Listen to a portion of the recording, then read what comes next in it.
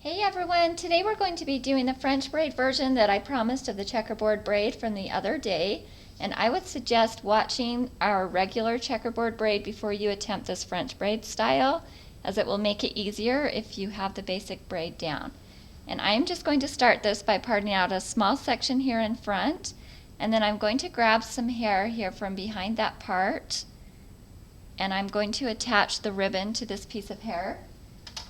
And what I have done is just ran a ribbon through a tiny elastic until it's in the middle, so these ends are the same length. And then I'm going to wrap this elastic around this piece of hair just to keep the ribbon in place.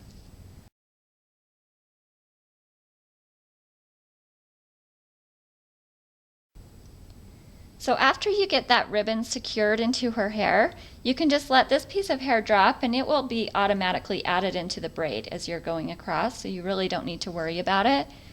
And then I'm going to take this section here in front and spray it down with a little bit of water before I start, just so that we don't have flyaways.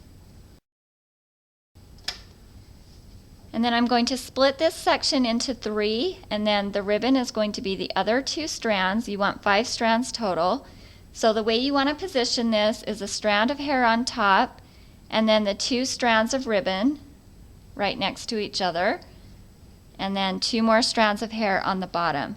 And I'm going to begin this braid with this strand on the very bottom, and I'm going to start by bringing it under the second strand up and then over the ribbon and then under the ribbon.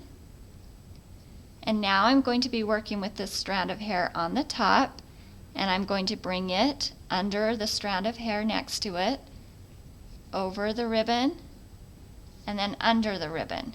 And you want to try and keep this ribbon flat as you're going and don't let it twist. So now that you're to this point, that's basically just the same way we started the regular checkerboard braid, and here is where we're going to begin the French braiding version. So the only difference is every time you bring in the strand from the bottom, you're first going to be adding some hair into it. So what you're going to be doing is grabbing a section of hair here from underneath the braid, and then you're just going to combine this strand into it so that it's basically one strand, and then you're going to bring it in the same way you did before. So you're just going to bring it in under and then over and then under. So same thing with this top strand. Before you bring it in, you're just going to add some hair in with it. So I'm grabbing a piece of hair here from on top of the braid, and I'm combining it so that it is one section, and then again I'm bringing it under, over, and under. So it really isn't that much different from the regular checkerboard braid. Just every time you're working from the bottom or the top, you just want to add in some hair with that strand before you begin to bring it in. And then just repeat under, over, under all the way down. And that is really all there is to it. I'll show you one more time. I just added in that section from the bottom, and I'm bringing it under, over, and under. And then here on the top, I'm going to add in some hair to that top strand and then bring it under,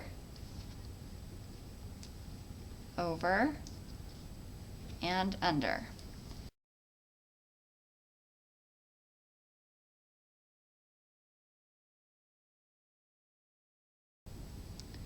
I would suggest adding a ribbon that is more of a contrast to her hair, a very different color, because as you can see, this ribbon kind of blends in with her hair and the pattern doesn't stand out maybe as much as I would like. That's just your preference, but if I did this again, I would probably choose a color that is very different from her hair.